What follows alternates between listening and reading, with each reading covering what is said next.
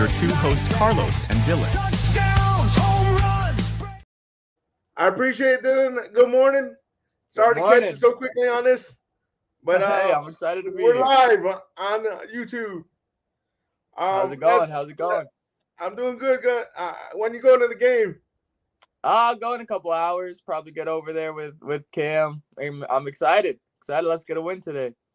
Any news on the Lane Kiffin saga?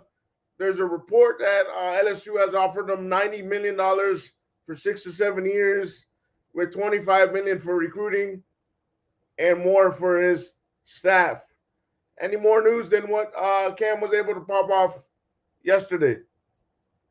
Yeah, we haven't heard too much. I mean, Cam, you saw Cam drop the news that we'll be hearing after the Egg Bowl. I think, there's reports that UF and Ole Miss and LSU are going to be around that number. They're going to be, pretty close, tight. I think UF will put their best offer on the table. I think, a lot of people like to act like UF is broke nowadays. They like to act like UF is not, going to pay up. They're going to pay up. I'm not too worried about UF finding some money for a head coach. So yeah, I mean, there's not much coming out yet, but I think this next week will be very hectic. And then once we get past the Egg Bowl, we'll see from there. I think, everything's going to turn up to 100. We're going to be getting a lot of reports. I think, a lot more like the offers being reported. A lot of stuff's going to leak. I think it might get ugly, but it will be fun all the less. Any truth to the matter of people are saying that message released by the athletic director of Ole Miss is basically an admission without admitting that he's basically gone from Ole Miss? Yeah, I wouldn't say all that. I think, they're kind of in the situation now where it's like, obviously Lane Kiffin's not going to come out and say, I'm not going to another job. So now it's like, what do you say now? You can't just let it sit. The fans are all freaking out. I think, players in your program are, not freaking out necessarily, but they hear the outside noise. So I understand you kind of have to get something out there. And I think, their athletic director still probably believes that he has a good shot at keeping him. And I think there is a shot that he stays there. I don't think it's a great shot, but there's a shot. So I think that announcement was more of they kind of had to put something out there and say something. And they couldn't just sit there and let this go on without, at least giving the fans and the players kind of expectation of what's coming in the future. So I don't think it was any admission necessarily. I mean, obviously on the Florida side of it and the LSU side, you want to be like, oh yes, like this is proof. But I think, they kind of had to do it, and I wouldn't read too much into it. Okay. Obviously we know our number one on our hot boards. We've already spoken about him. My number one is Lane Kiffin. Is yours Lane Kiffin? Yes, sir. Lane Kiffin, through and through. What's your number two? Yeah, my number two. I've been dropping hints, throughout our little episodes. I think a couple people might not like this. I really like him. Lincoln Riley. I think Lincoln Riley, obviously, how much of it is that a potential if we miss out on Lane Kiffin? Who knows yet? I think we'll find out more later, but I really think he's a great coach, and I think, he can do great things at the University of Florida. My number two still consists with the rumors that we've been hearing. Eli Drink, even though I don't think I believe Eli already took himself out of the running, but who knows what can happen. Football is football, college football is college football. I want someone like Steve Spurrier. I want someone like Urban Meyer that can pretty much run the whole organization and still recruit at a top level and win championships. So I believe Eli could do that. He's just at a top two tier school, and he hasn't gotten a shot at a big time program. But who knows? He might end up at Auburn. There's rumors that the Tulane coach might end up at Auburn. So we'll see what happens. Yeah, definitely. He's on my list. Who's your number three? My number three is actually Rhett Lashley. I don't think a lot of people are talking about him. SMU head coach, was Miami's offensive coordinator. He has a great offensive scheme. I think, a lot of fans want that offensive guy. That's what they love Kiffin for. That's why I love Lincoln Riley. That's why I love Rhett Lashley. I think Lashley can come in. I mean, he's done great things at SMU. Obviously, a little bit of a down year. I think if he was having a better year, people would be, a little more bullish on him and want him. But not a lot of people are talking about him. But I really think he's a great coach. I think he's shown enough where you can be confident in him. I wouldn't say he's, a top 2 option. That's why I have him at number 3. But I think he's kind of a sleeper candidate that not a lot of people are talking about. I'm not sure how much UF would be interested, but I think he could be a really good coach here. The only reason I took Rhett Lashley off my list is because he signed the extension. Mm-hmm. So that's the only reason I took him off my top 5. Hey. My number 3, but I do agree. If he was still available and if UF is willing to throw money at him, he may come. My number 3 is Lincoln Riley. So you got him at number 2. I got him at number 3. I think Lincoln Riley with Ron would be a deadly combination for UF. Question is, yes, he's been vetted. A question is, are they going to throw him the type of money that he's going to leave the current school he's at? Mm-hmm. And is he willing to bring a good defensive coordinator with him? Because that's one of his downfalls, the defensive coordinator. Yeah. I think UF would be willing if we miss out on Lane Kiffin. I've said this a couple of times. They're pretty aggressive in their search, and I agree with you a lot. I mean, my vision for him and why I have him at number 2 is I can just imagine him with Ron Roberts. That's, a dynamic duo right there. And I think his offense, what he's done with, quarterbacks in the past, everything could fit well at the University of Florida. You're number 4. Yeah, my number 4, you had him at number 2, I believe, Eli Drinkowitz.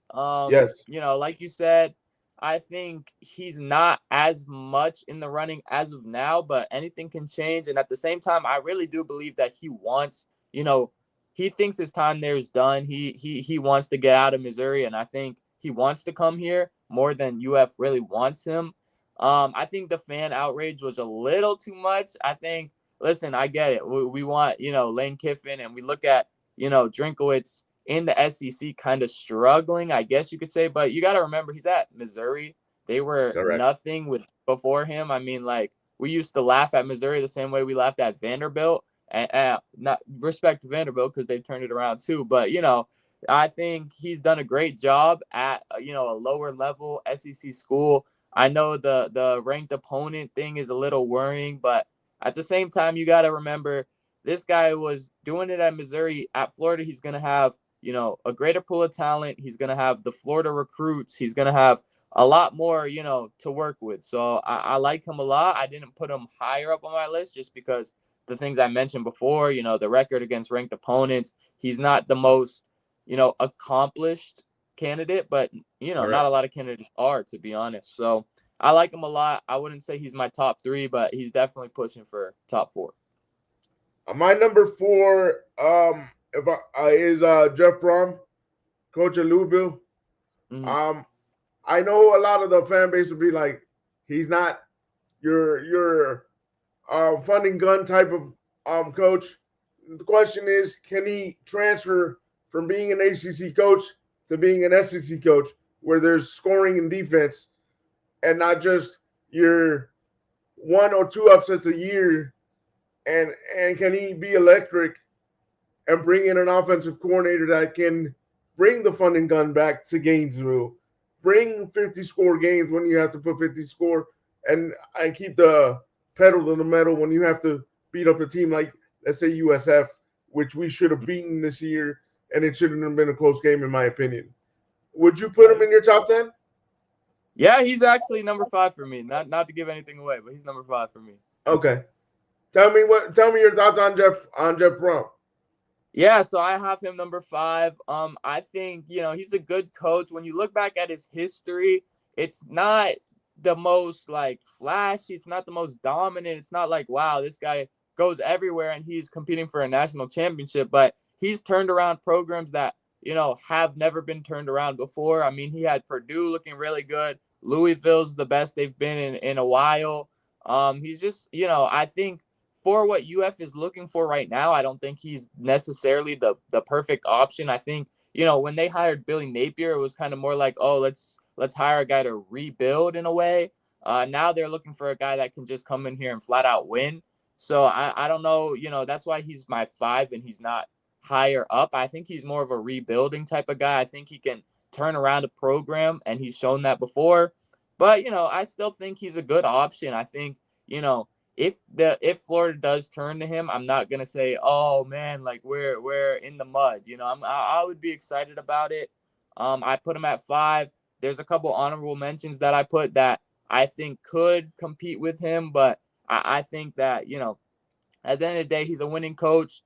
Is he what Florida is necessarily looking for right now? No, but there's not a lot of guys out there that Florida, is super confident and is a winner at, every level. I mean, even Scott Strickland said that in his press conference. He said, we want a national championship winning coach, and there's not a lot out there that have won a national championship that you can go hire. So I think it's a tough, if you miss out on your first 3 guys, it gets a little tough, but I think he's a good option for sure if it comes down to it. My number 5 is a dark horse. He has not even been spoken to come into UF, but he's coaching college football, and he's won championships in college football. But he recently got fired from the NFL, at least from what I heard. But I believe he can still coach in college and the NFL. And a lot of the fan base might be like, what are you talking about? I'm talking about a dark horse. Nobody sees this one coming. Pete Carroll. Okay. I don't think he's fired yet, Carlos. I'm pretty sure he's still coaching for the Raiders. Okay. I believe so. I thought I heard a rumor he was already. I mean, there's a chance.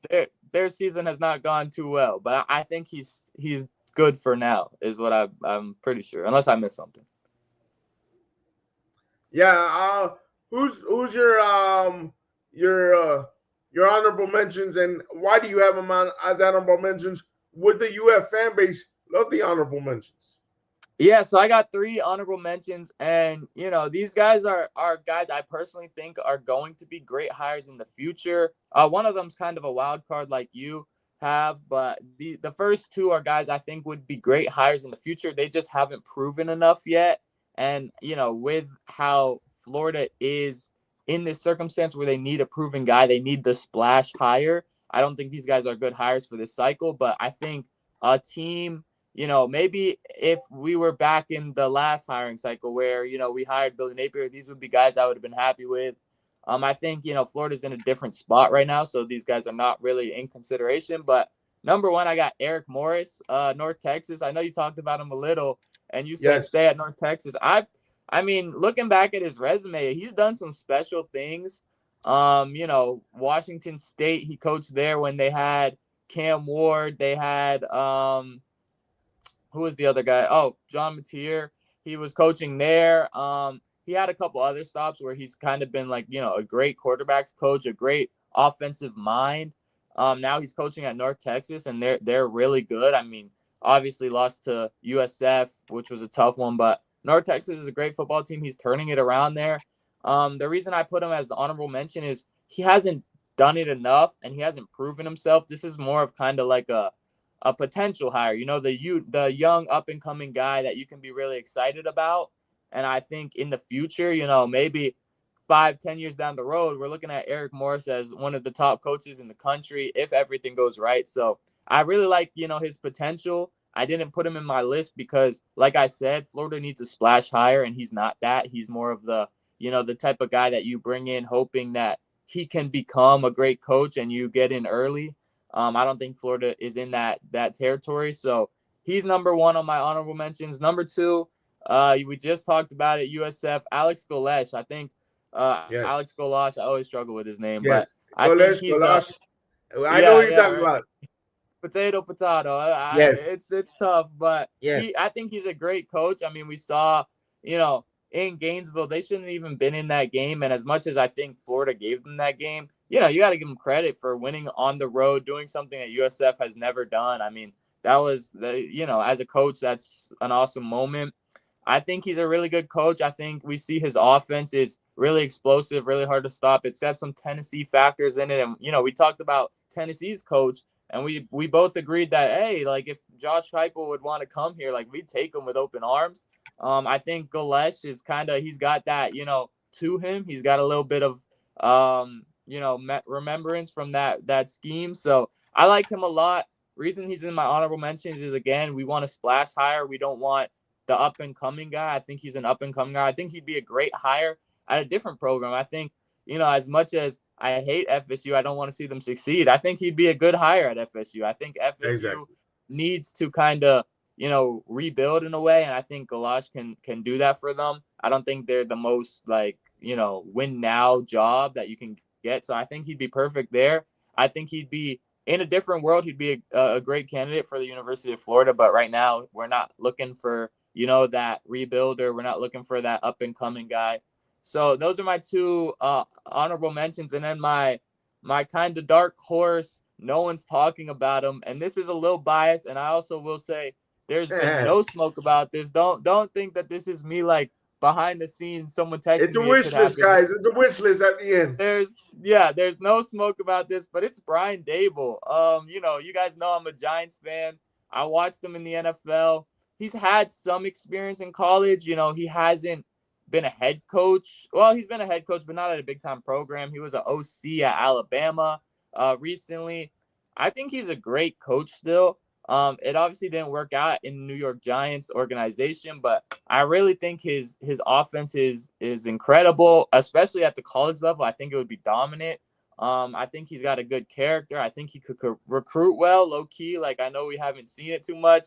He's just a fun one because I don't think that would ever happen. And, that would be a hard hire because he hasn't done it in college. So you're kind of putting all your chips on the table and being very risky. But I like him as a coach. I think, if we were desperate and he was willing, I would, if I was a desperate program, I'd give him a shot. I think he could be a really good college football coach, and he might be willing if he can, build his stock back up. So that's my list. A couple funky names at the end there, but in the end, I really think it's Lane Kiffin or bust for Florida. And after that, I think Lincoln Riley, a lot of people don't like it. I really think that, I think a lot of people are putting Lane Kiffin on a pedestal a little bit, where they're acting like this guy's a slam dunk. And I love Lane Kiffin. Don't get me wrong. I think Lane Kiffin's a great hire.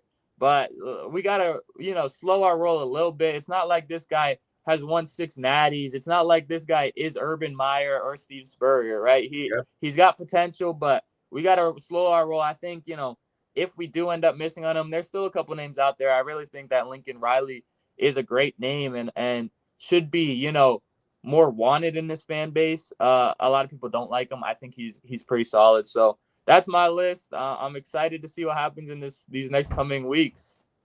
Any truth to the matter that, because I saw your buddy Zach Alberti, which I hope we can get on the channel, that the Tulane coach canceled the meeting and then was interviewed yesterday, if I'm not mistaken?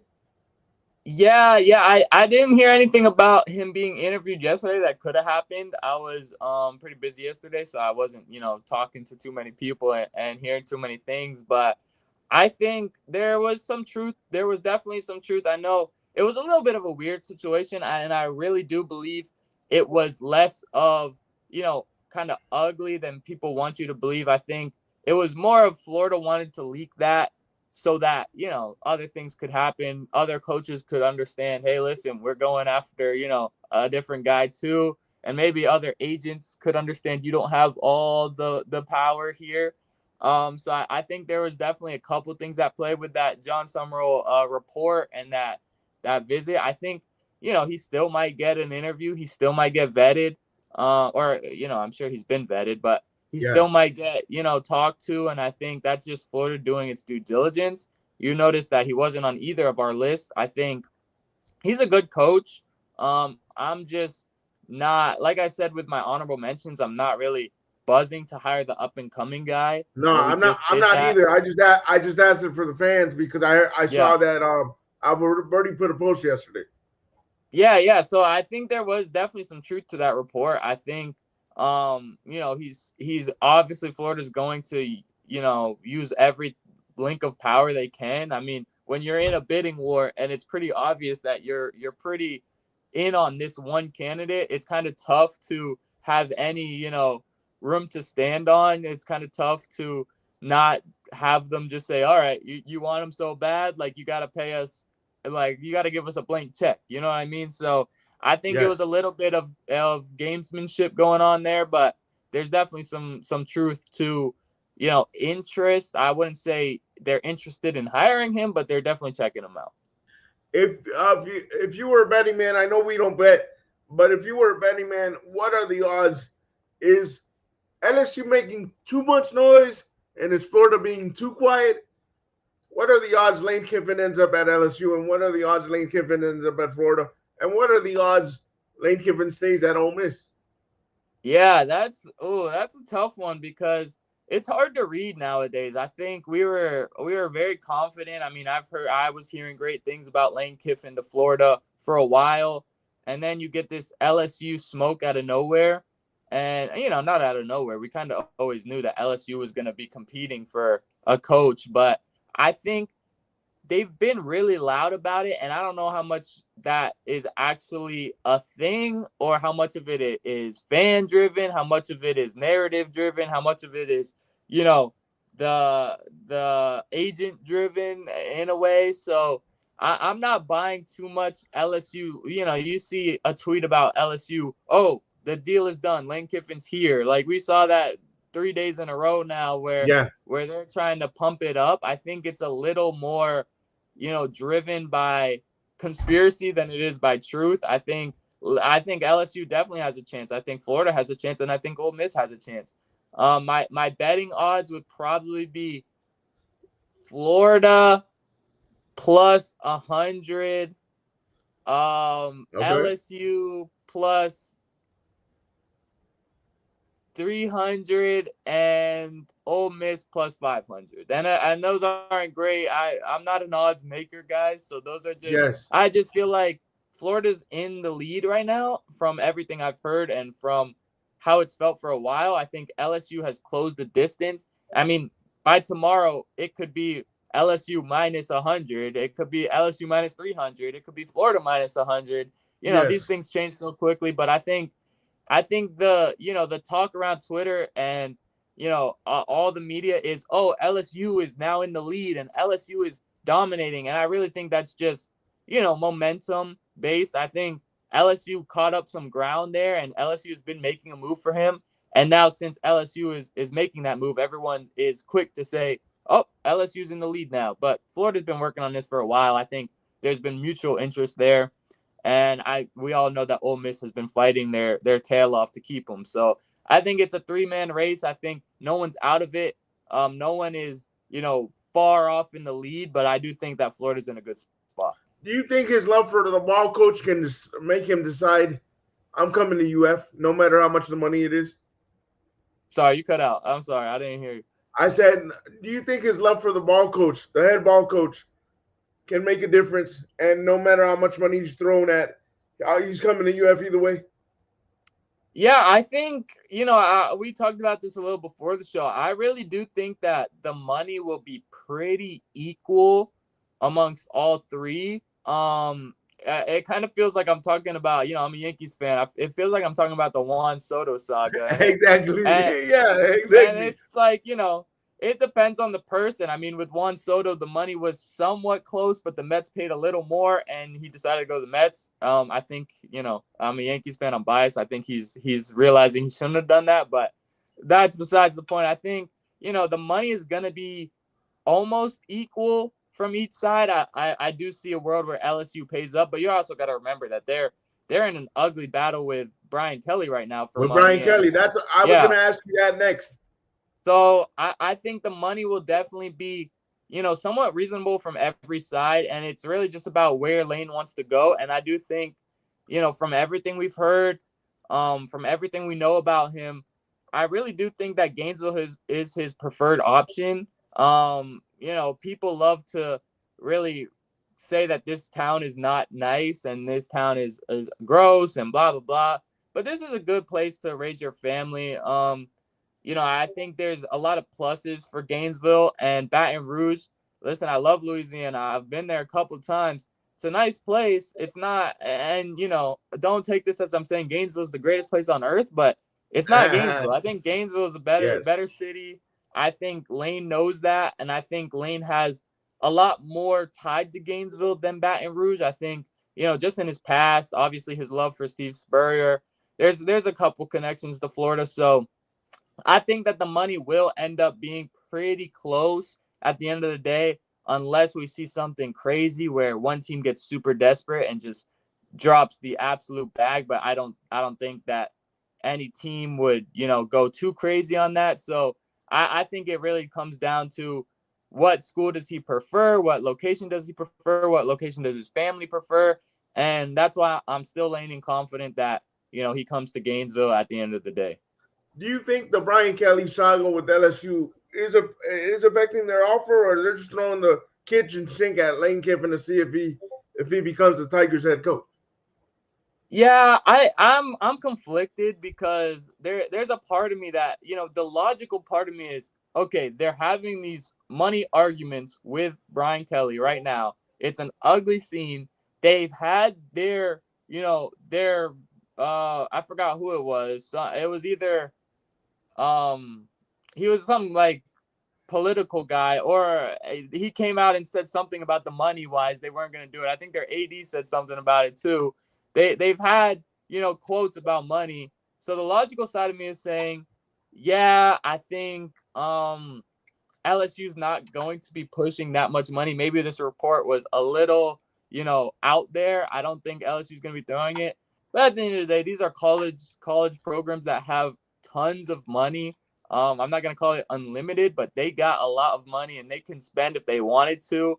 I think, two programs, LSU and Florida, they get tons of money when they're good at football, and they get there's so much buy-in in the programs, and there's so much at stake here. So they really want to make the splash higher. So I think that, it's a tough situation to navigate when you're dealing with a coach. You're trying to negotiate down his buyout. You're trying to, you're in this ugly battle for money, and then you have to go hire a new head coach. I don't know how much Lane Kiffin is looking at that as, oh, like that's not a good situation. But, at the end of the day, no firing of a head coach is really a great situation. I mean, you saw Florida. I mean, the organization did well, but the fans were booing Billy Napier off the field. It always gets ugly when a head coach fails at a big time program. So I think it will definitely have its impacts. But at the same time, I think if LSU was really motivated to get Lane Kiffin, they will do everything in their power to do that, even with the situation going on. Do you believe he's going to play? He's going to consider. There's a rumor that his daughter wants to go to UF Law School. That's the first thing. Now, his son came out and he posted his top 3 schools. Obviously, he still, I believe, got 1 more year or 2 more years of high school, but he said LSU, Florida. I can't remember the third school, but he posted his third school. Do you think he'll take that into consideration? He did not mention Ole Miss, by the way. Yeah, I think, that's the part of it that is, and I mentioned it a little while ago, that's the part of it that's big is what does his family want to do? I mean, we heard about it, how he turned down the Auburn job when he was about to take it because of his family. I think it's a little different situation now where, like you said, his daughter might want to come to UF Law School. They got a great program here.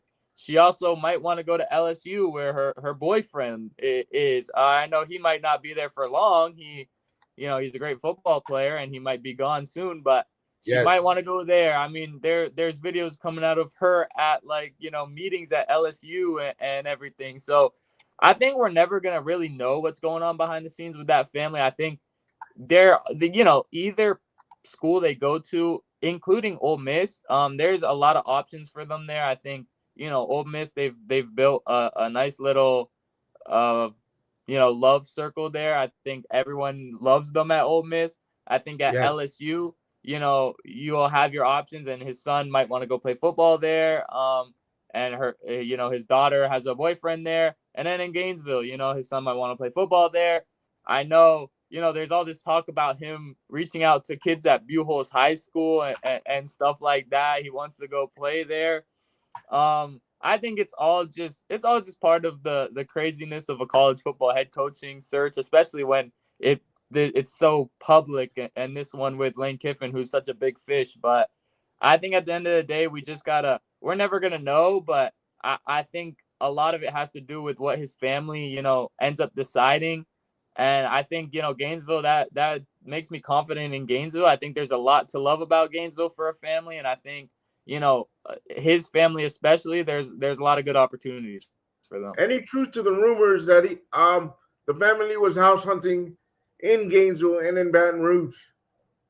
Yeah, I think there was definitely truth to that. And I wouldn't call it house hunting as much as I think it was just checking it out, and this is kind of where you kind of put yourself in Lane Kiffin's shoes. And it's like, all right, if I'm getting 3 great job opportunities, right, and I'm getting offered a lot of money at all 3, and I have a family, I'm telling my family, go check out, Baton Rouge, go check out Gainesville, because I'm undecided right now, but at any time I could finally say, all right, that offer is too good to pass up, and we got to move there. But I need to know if you're bought in too. So I believe that's not something that's saying, oh, he's definitely coming to Gainesville or he's definitely going to Baton Rouge, but it's just the human nature of a job cycle. You got to get your family, comfortable with whatever move you make. And I do think he's truly considering all 3 still. So I'm not buying too much into it as like proof that he's gone from Ole Miss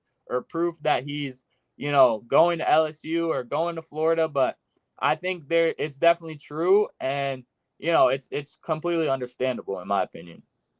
Guys, if we can have a pop-up show again, when the news breaks, whoever it may be the head coach, we're going to have it. Dylan is one of my main sources. I also speak with Cam Hall. Besides being a source, he's a friend. Cam Parker. Sorry, I said Cam Hall for some reason. Tyler, and I also speak to other sources off camera. I wrote to Cam, but obviously he didn't reply back to me. So, but if I can have Cam in the off season, we do a show in the off season. I'll also do shows with Dylan in the off season around his schedule. He knows I work around his schedule. And guys, I'll go live or do a short when the news breaks if Dylan's not available. If Dylan's available and we can go live, we'll go live. I'll be doing more lives. But check out our preview show for the Tennessee Volunteer game that happens tonight. It's coming out, or it already came out on the channel. And follow my buddy Dylan at DylanOlive_UF. Follow his work at Gators SI. And like always, guys, I appreciate the support. Let's start continuing to grow this family. And I love doing these lives. I'll try to do them as we go, but we have to work a schedule out. Like always, stay positive, stay on your grind, and go Gators. Peace. Thank you, Dylan. I appreciate you.